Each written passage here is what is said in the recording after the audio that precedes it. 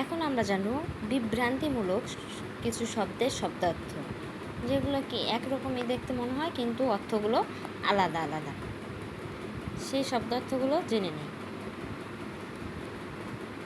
অম্বু অর্থ জল, অম্বুদ অর্থ মেঘ, অম্বুদি অর্থ সমুদ্র, কপাল ভাগ্য, কপল গণ্ডদেশ বা গাল, দামিনী বিদ্যুৎ, যামিনী রাত্রি, কামিনী বা ভামিনী অর্থ নারী, ভাত ভাতৃ, ভাত বা ভাতৃ অর্থ হচ্ছে আলোকিত, আর ভাত হলো অন্ন, এই ভাত আমরা সবাই খাই।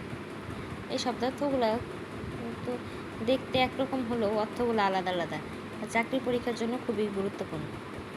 তাই সবাই ভালো মতো দেখে নেবেন। ধন্যবাদ সবাইকে।